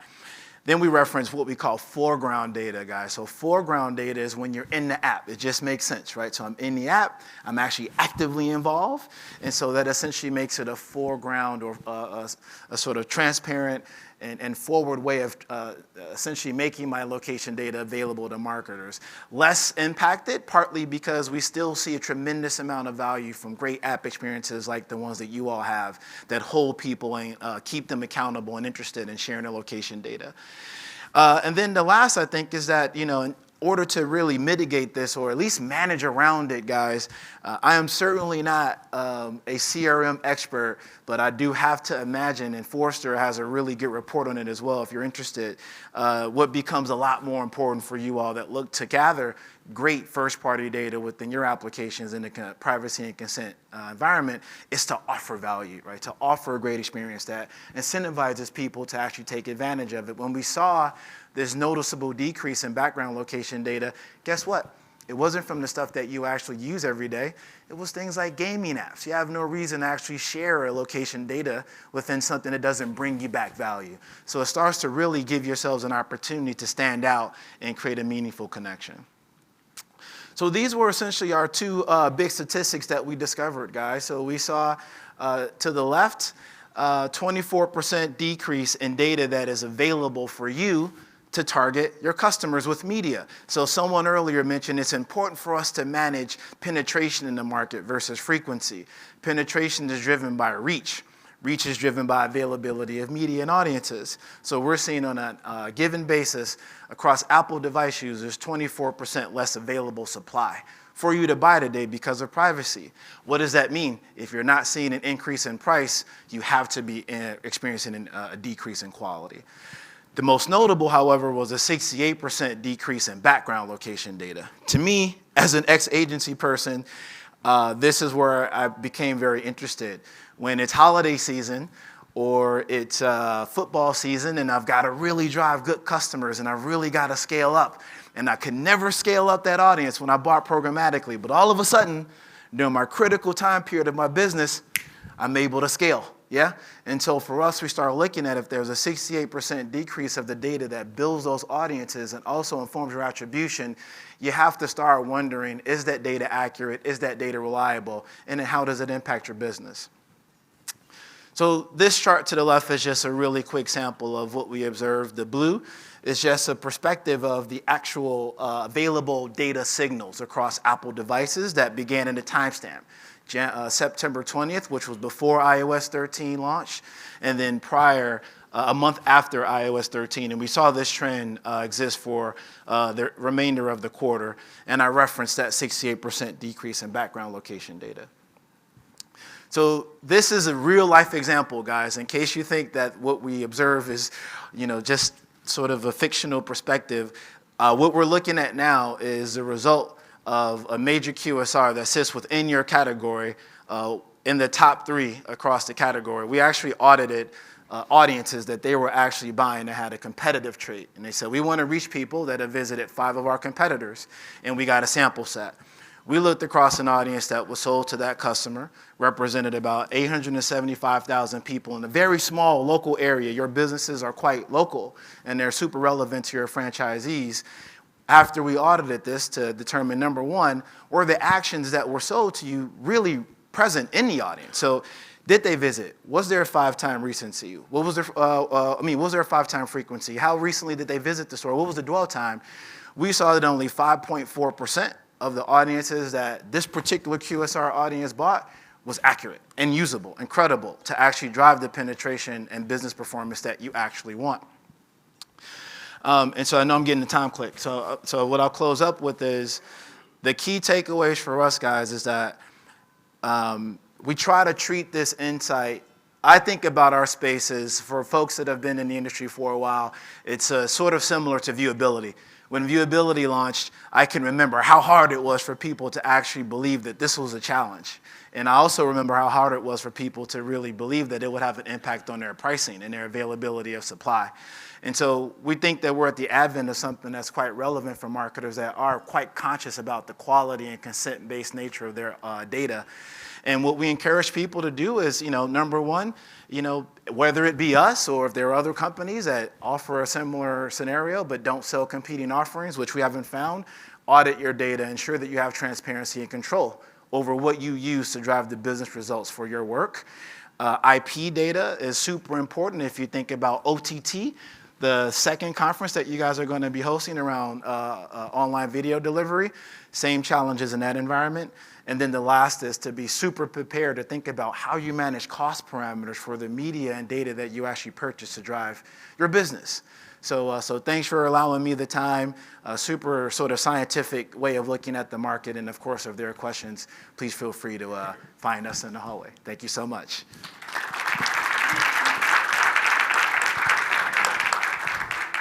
Jason, as always, that was awesome. A lot to digest, but a succinct way to do it. So thank you. So we're going to, as Jason said, we're going to take a coffee and networking break.